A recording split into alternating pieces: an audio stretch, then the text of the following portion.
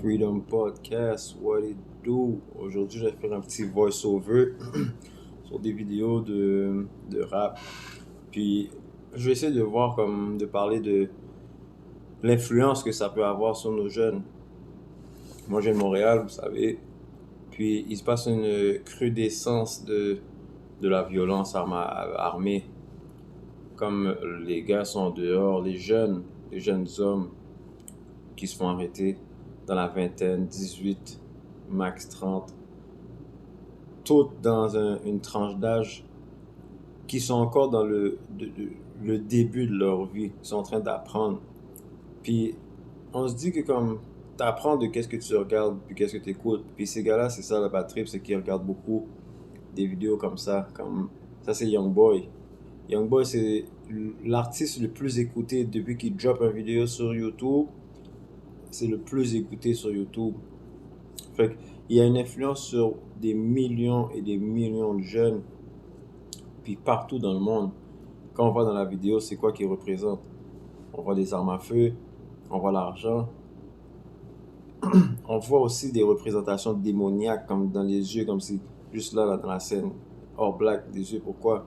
Parce qu'on montrer qu'ils sont soulless, puis que c'est rien, là, ces actions-là, ça fait juste attiser leur flamme. Les jeunes de nos jours regardent ces gars-là comme des modèles, comme des exemples à suivre. Puis c'est là qu'ils perdent le fil de la réalité, right? Parce que ces gars-là, ils ont réussi à arriver à un niveau présentement, mais est-ce que c'est la bonne manière? Est-ce que c'est la bonne chose? Dans cette vidéo, on voit Jay de Youngin puis Young N.A.'s.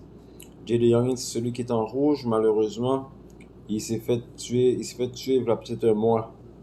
On l'a abattu devant chez lui. 2 voitures. Une est arrivée par devant, une est arrivée par derrière. 5 gars armés. Il était en house arrest, en probation dans le fond à domicile. Parce que, et justement, il s'était fait arrêter avec des armes à feu. C'est se demander c'est quoi qui les motive, qui les pousse à être dans tout ça. Là, je fais exprès de montrer un peu les lyrics que les gars chantaient dans la vidéo qui jouaient. Et Young Ennis, lui, il a fait partie d'un shootout parce que c'est le seul survivant de 4. Les 4 étaient dans la voiture, une voiture est passée et ils sont fait tirer dessus. C'est le seul qui a survécu. Son frère est mort, ses 2 meilleurs amis sont morts. Là, tous ces gars-là, c'est des millionnaires, c'est ce que nos jeunes hommes noirs vont regarder en se disant que ça, c'est des exemples à suivre. C'est ce qu'il faut faire et c'est ce qu'il faut émuler. Lorsqu'on regarde, lui est mort à 23 ans, je crois. Et on voit que c'est pas simple, là. C'est pas une vie easy. Dans cette vidéo-là, tu les vois juste dans leur activité, gang sign, walk around. Puis je fais exprès de mettre ces vidéos-là juste parce que c'est un peu partout dans le monde qu'on voit ça. On peut réaliser ça un peu partout dans le monde, ces vidéos-là. Puis regardez l'influence, le jeune dans le milieu avec les plus vieux alentour de lui. C'est une influence, puis c'est un fléau qui nous attaque, nous, particulièrement les hommes noirs. Je sais pas si c'est... Je crois qu'il y a l'influence paternelle qui est manquante, qui fait que ça nous affecte vraiment beaucoup. Mais il y a aussi le fait que, d'une certaine manière, qu'est-ce qu'on a appris qui était le pouvoir et la force? On nous a appris par la télévision, par les vidéos, que les armes à feu, l'argent, donnaient un statut de pouvoir. Ça donne une grandeur. Mais parce que ce que les gars comprennent pas, c'est que c'est une grandeur à court terme. Parce que lorsque tu te fais prendre, c'est 10 ans, 5 ans, 8 ans de ta vie qui est derrière les barreaux. Si par malchance tu vas comme Tony Tugis, et là il s'est fait arrêter dernièrement justement pour tentative de meurtre. C'est bizarre parce que c'est eux qui influencent, c'est eux qui sont dans les téléphones et dans les oreilles de nos enfants. En grande partie parce que c'est une influence. Youngboy, il vient de battre un case qu'il était supposé faire beaucoup de temps, peut-être la vie dans une prison fédérale. Il a réussi à sortir de là. Il fait de la musique. Mais il faut se demander, c'est qui contrôle l'industrie de la musique comme ça? Qui permet à ces jeunes-là de parler de ces sujets-là, puis de pas les arrêter? Comme de pas de les mettre en valeur comme ça, en promotion, parce que c'est des industries de millions de dollars qui sont derrière ces jeunes-là.